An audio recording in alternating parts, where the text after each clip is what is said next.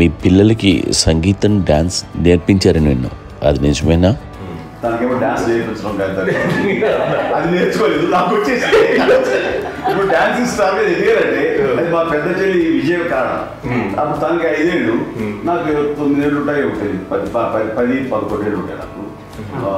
బాపట్లనా, so Bapatla చాలా చిన్నది, 5 ఏళ్ళు, నాకు ఒక 11-12 ఏళ్ళు.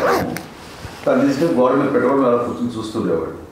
కూర్చుంటే అది నేర్చుకుంటుంది. నేను మానసికంగా నేర్చేసుకున్నామండి.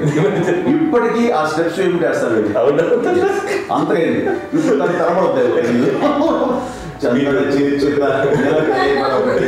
ఇంకోటి ఏంటమ్మా,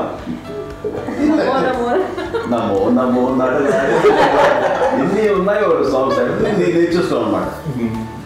5 పిల్లల్లో ఎవరు ఎక్కువ పని చేసేవాళ్ళు, ఎవరు తక్కువ పని చేసేవాళ్ళు? ఏ పని చేయనండి, చేసేవాడు కదా అని అన్నయ్య చేసేవాడు, అన్ని పనులు అన్నయ్య చేసేవాడు.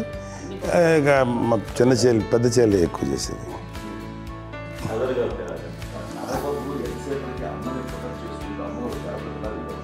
అదే అబద్ధం అండి, అది అన్నయ్య నన్ను గౌరవంగా మాట్లాడుతున్నాడు కానీ అన్నయ్య అవుట్ ఆఫ్ ప్రొటెక్షన్ మాట్లాడుతున్నాడు కానీ, అవుట్ ఆఫ్ మాట్లాడుతున్నాడు కానీ అసలు ఎప్పుడు ఏ పని చేయలే.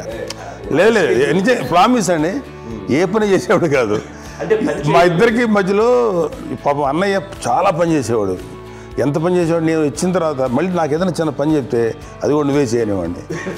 ఆ కోపం వచ్చి ఒకడు కొట్టేవాడు, కొడితే కోపం వచ్చేది తప్ప నేను వెళ్ళేవాడిని కాదు.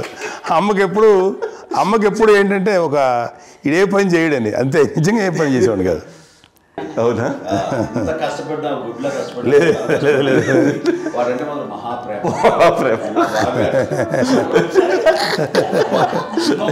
నేను చూస్తున్నాను, దగ్గర ముద్దు పెట్టినావు, ఆర్టిస్ట్ కాబట్టి వ్యక్తీకరించిన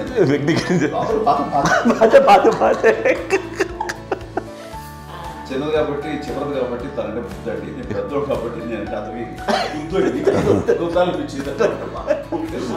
ఎక్కువ కష్టపడింది కానీ మా నాన్నగారి చేతిలో ఎక్కువ, అంటే నాన్న బాగా కోపం ఎక్కువ అమ్మానించింది కానీ అన్నయ్య పాపం బాగా దొరికేసేవాడు పాపం.